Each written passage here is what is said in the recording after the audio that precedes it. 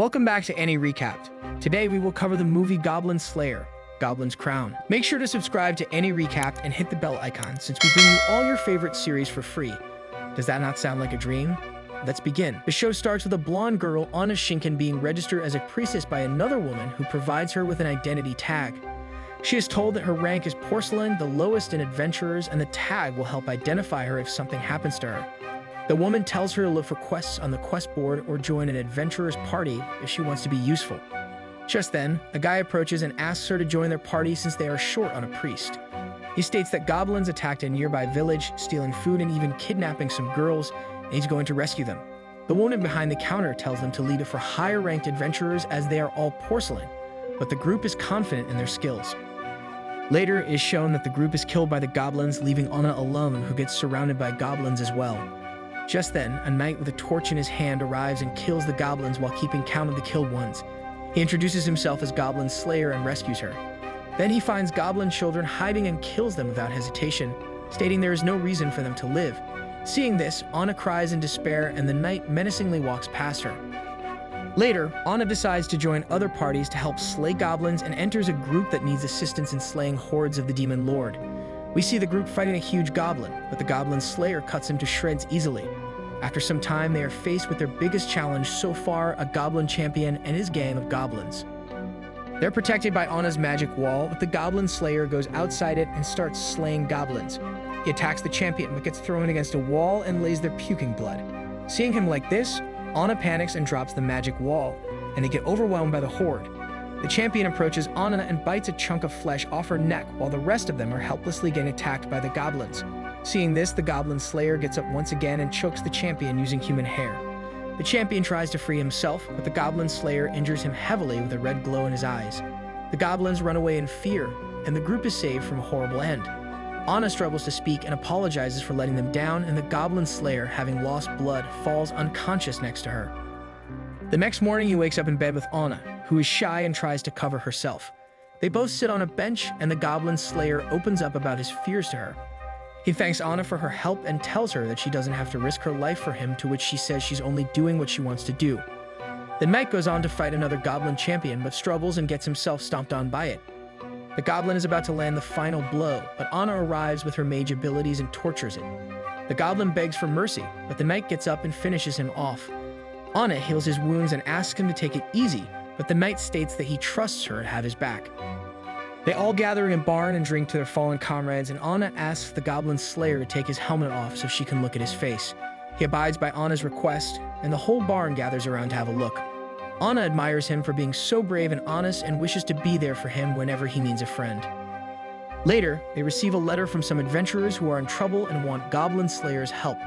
Somewhere else, a horde of goblins approaches some adventurers, but they handle them easily. Amongst them is a wizard who teams up with a blonde girl to cast a huge lighting spell that wipes the goblins. Upon receiving the letter, Goblin Slayer and Anna arrive at a village to find a missing adventurer. They are joined by the dwarf, the lizard man, and the elf, who play their roles in clearing out a village raided by goblins. The Goblin Slayer introduces himself to the villagers and asks them if they have a priest to heal their wounds. They catch a fleeing goblin, and the knight throws a loose arrow at the elf, aiding his escape. He states that he did it intentionally and that he will explain it later. At night, the girls bathe in a hot spring, and Anna asks the elf why she left her forest. She reveals that she wanted to explore the world outside the forest. She asks Anna why humans die so early and states that she wouldn't understand unless she's a human herself. The squad is informed about the adventurers who came before them, and they gather to discuss their plans to attack the goblin nest. The next day, they walk towards the nest, and the elf wants an explanation about the loose arrow. The Goblin Slayer reveals that the tip was poisoned, which will rot the goblin's flesh.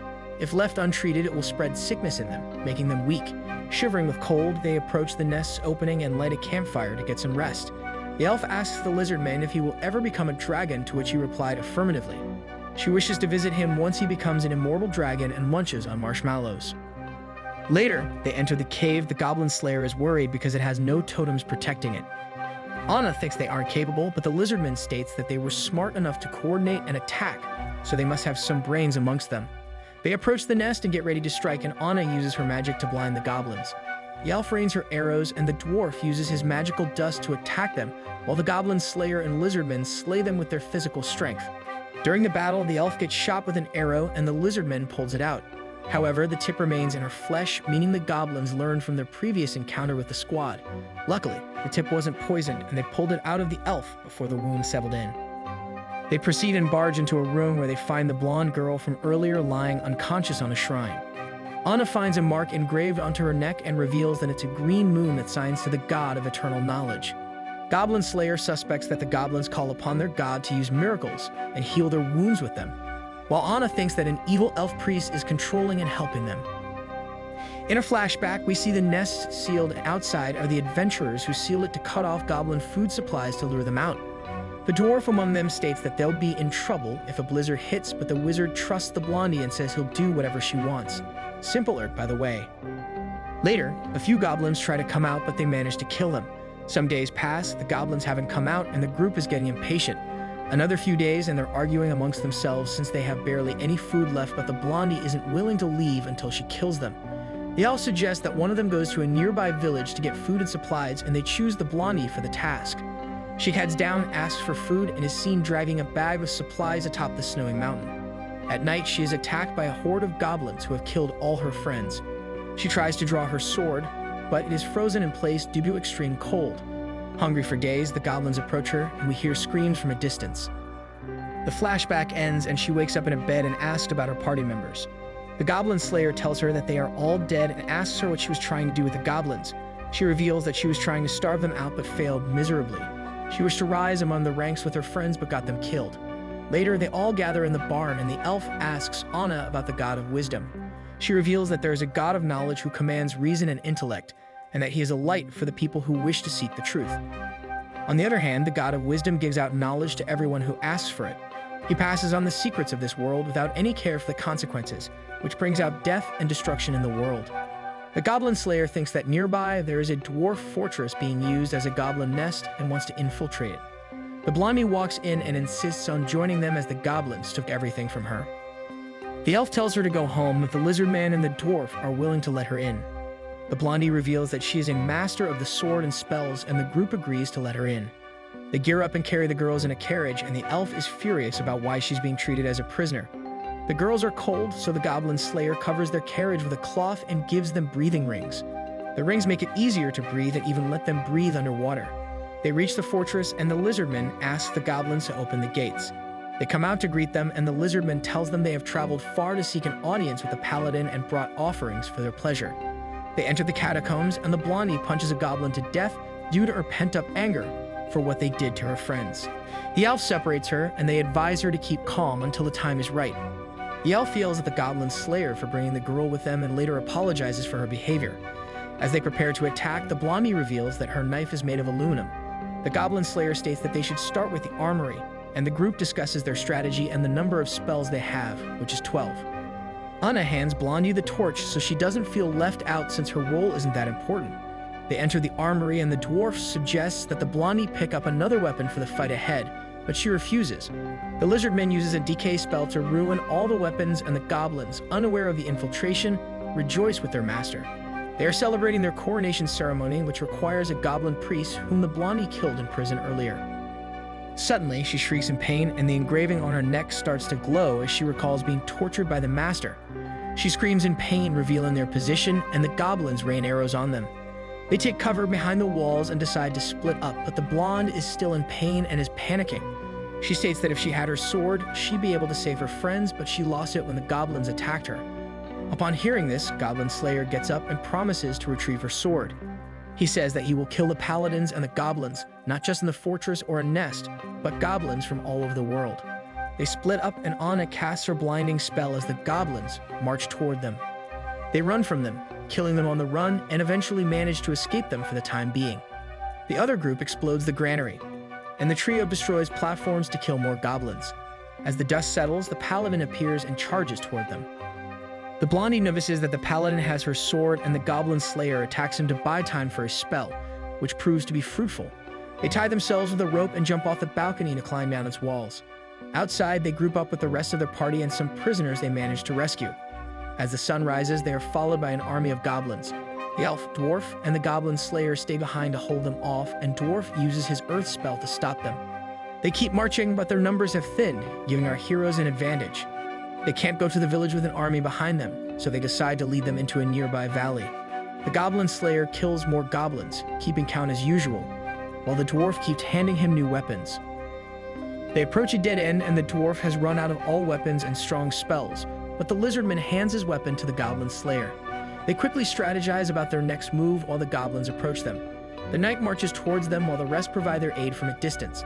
He takes the paladin head-on, and a fierce battle and an exchange of blows take place. Our MC takes a stance and challenges the paladin to charge him. Laughing at his bravery or stupidity, the goblin charges at him, but he manages to steal his sword, pronouncing him the stupid one.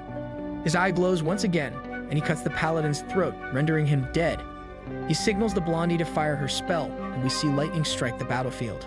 Their victory becomes troublesome as they see a huge landslide falling toward them. The goblins get caught in it while Anna calls upon the gods for a miracle.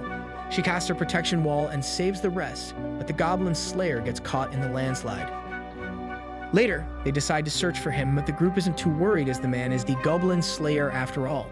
Just then, the man himself shuffles out of the snow, stating he miscalculated a little. He asks if everyone is all right, and the elf commends him for his wisdom and bravery. The rings he gave them not only work underwater, but under snow as well. All in all, the group is happy that they survived, and the blondie had her share of goblin slaying. As promised, the Goblin Slayer finds her sword, and she embraces it as tears of joy fall from her eyes. They return to the barn, and Anna cheers on surviving another year in all this chaos. The barn is filled with joy as the new year approaches. The blondie decides to take some time off to stay with her parents and states that she wants to make graves for her fallen comrades. The lizardman and the dwarf state their wishes for the Goblin Slayer to join them in celebration, as he isn't present in the barn. The blondie thanks them for their help and promises to write letters to all of them. Meanwhile, Anna finds the Goblin Slayer keeping an eye on the borders while others celebrate.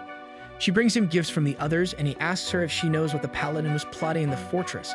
He reveals that the goblins were refining metal to make weapons and tools, and he must destroy them before they get too strong.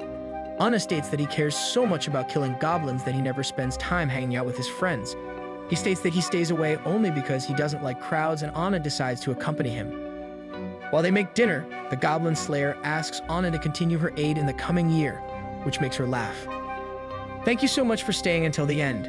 Make sure to subscribe to any recap for more similar videos. Bye.